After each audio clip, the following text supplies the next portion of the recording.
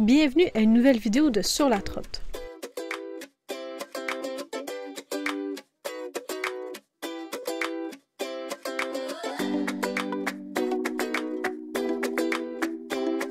On est officiellement arrivé au Laos, puis est-ce que tu es capable de décrire la température en ce moment? C'est un four. C'est littéralement un four. Tu sais, quand on ouvre la porte de four, là, on a comme une vague de chaleur. C'est sûr, elle est moins forte en ce moment, mais c'est la même sensation de chaleur. Il y a un peu de maringouin. Le vol de Hanoï à Vientiane, c'était vraiment pas long. Ça a été moins long que prévu, de 20 minutes. On a finalement réussi à se trouver un ATM, puis là, en ce moment, on attend la bus qui dessert l'aéroport au centre-ville pour se rendre à notre hôtel. On vient d'arriver à la chambre d'hôtel, puis c'est très beau. J'ai rien à dire. Il y a même une piscine, je pense. En tout cas, j'en conclus que c'était à notre hôtel. Puis à date, là, on a vraiment une bonne impression du pays. C'est vraiment beau. Puis on a passé sur un boulevard, il y avait plein de lampadaires, c'était loin, puis il y avait comme une arche un peu comme style arc de triomphe, mais plus petit, là, quand même. Ça nous a vraiment impressionné. On a vu une rue qui avait l'air vivante avec plein de restaurants. C'est vraiment beau.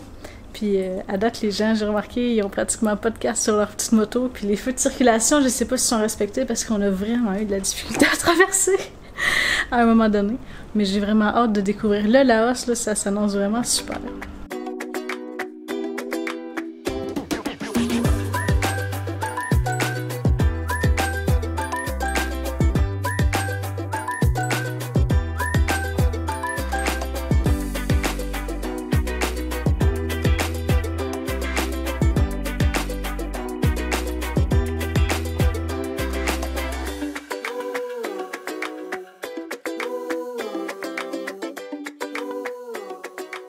Pour monter en haut, le coût c'est environ 2 $ canadiens au moment qu'on est en ce moment. Moi je trouve que ça vaut la peine, le bâtiment est magnifique, puis au-delà de ça, il y a beaucoup d'informations quand même sur le pays, puis sur le monument en tant que tel. À chaque étage, là, il y a quelques beaux panneaux là, en anglais aussi. Pour se rendre au sommet, c'est 197 marches qu'il faut monter. Il nous reste 2 étages, puis on est rendu au plus haut.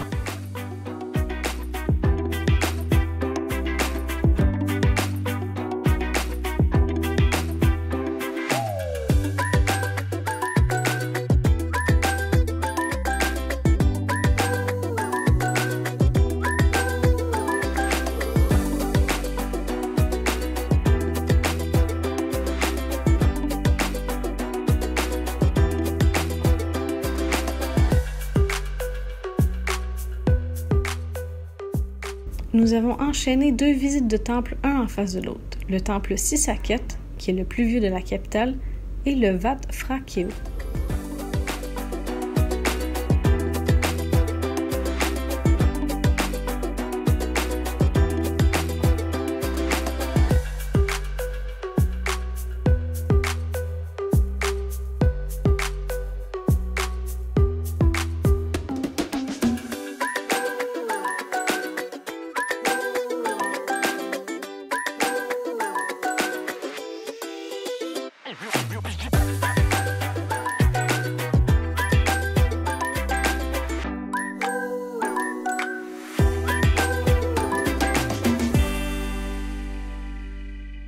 Pour se sensibiliser sur les ravages que les engins explosifs non explosés peuvent causer, le centre des visiteurs de la COP est l'endroit idéal. Le Laos est le pays le plus bombardé au monde. Pour un total de plus de 2 millions de tonnes de munitions, dont 30% qui n'a pas encore explosé. COP est une organisation qui offre principalement des prothèses et des cours de réhabilitation aux victimes de UXO.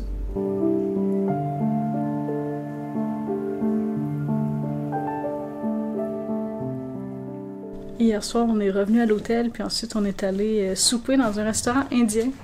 Vous pouvez juger, là, on mange indien au Laos. Ouais, il n'y a pas beaucoup tant de restaurants. L'accès à la nourriture au restaurant est vraiment plus restreinte qu'au Vietnam. Certes, des fois, il y a comme des petits restaurants, mais étant donné que l'écriture, tu sais, c'est comme des symboles, c'est plus dur pour nous de lire, voire même impossible. Pas comme si tu étais capable de lire au Vietnam non plus, mais au moins des lettres. Oui, c'est ça, on voyait des lettres au Vietnam au moins, mais mettons, t'es capable de lire riz, du thé, tu sais, comme des petits trucs de base, poulet, bœuf, c'était pas si pire, hein. Mais en tout cas, c'était bon, j'ai rien à dire, là. Mais il y avait beaucoup de restaurants indiens déjà dès au Vietnam. J'avais tellement hâte d'en manger. Puis ensuite, on est retourné voir le Patuxet de soie illuminé. On a attendu, puis il n'y a pas eu de jeu de fontaine. Malheureusement. Mais de toute beauté, j'ai un gros coup de cœur pour ce monument-là. Puis on est allé voir le Night Market aussi. Il n'y a pas de nourriture, contrairement souvent au Night Market au Vietnam. C'était vraiment que du linge, des études cellulaires, quelques jouets, puis pratiquement aucun souvenir. J'ai juste vu genre 2 stands qui vendaient des chandails I Love Laos, là, tu sais. Puis on est allé au Mixu pour la première fois depuis le début du voyage que j'en voyais puis que j'étais tentée. J'ai pris un sundae avec un coulis à la mangue puis Antoine un thé. C'était vraiment bon. Là, écoute ce que je veux dire. J'aimerais y retourner ce soir. Ma demande est faite. Fait qu'on va peut-être y aller. Puis là, on est le lendemain matin, on a déjeuné, puis on se dirige vers un temple. Je pense que c'est comme le plus beau de la ville. Puis ensuite, on va essayer de prendre la bus pour se rendre au Buddha Park. C'est le temps de la journée.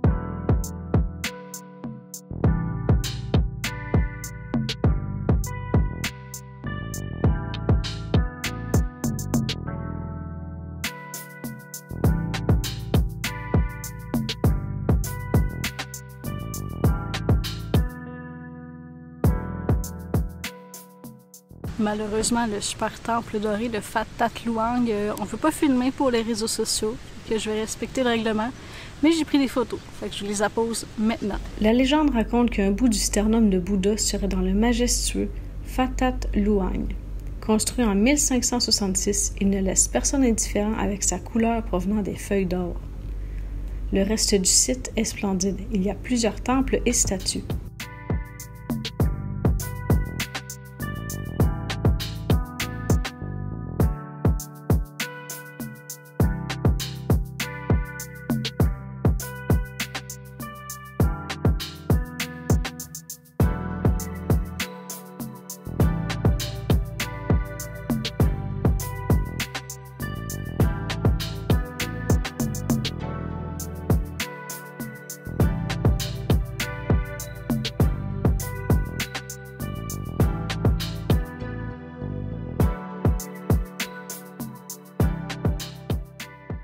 À l'extérieur du centre-ville de Vientiane se trouve le Buddha Park, avec plus de 200 statues bouddhistes et hindouistes. La balade dans ce parc devient impressionnante et relaxante.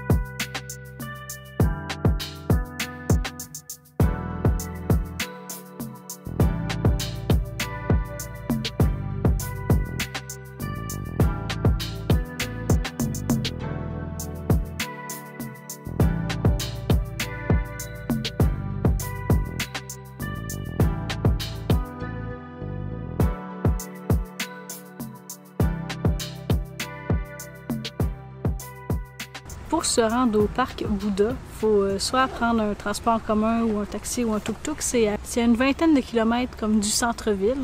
On a utilisé la bus de ville. On a pris la bus numéro 14. Pour la prendre, il faut se rendre directement à la station de bus. Là, tu la cherches, là, il y a plein d'autobus. Tu rentres en dedans, puis à un certain moment, elle finit par partir. C'est sûrement aux 20 minutes.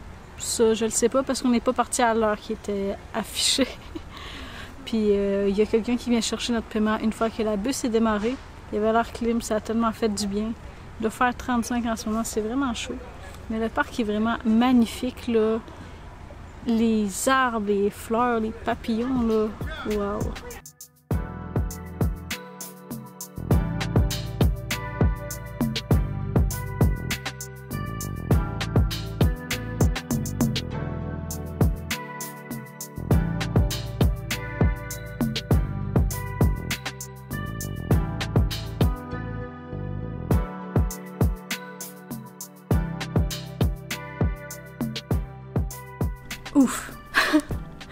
On vient de rentrer à l'hôtel. L'autobus pour se rendre au Buddha Park, c'est super. Là.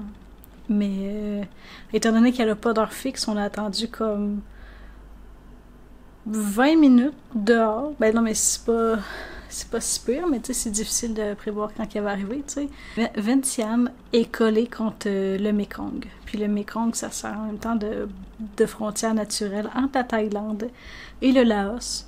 Fait que quand vous longez le fleuve à Vientiane, vous voyez la Thaïlande. Puis bref, un des arrêts d'autobus était de s'arrêter au pont de l'Amitié, qui relie les deux pays.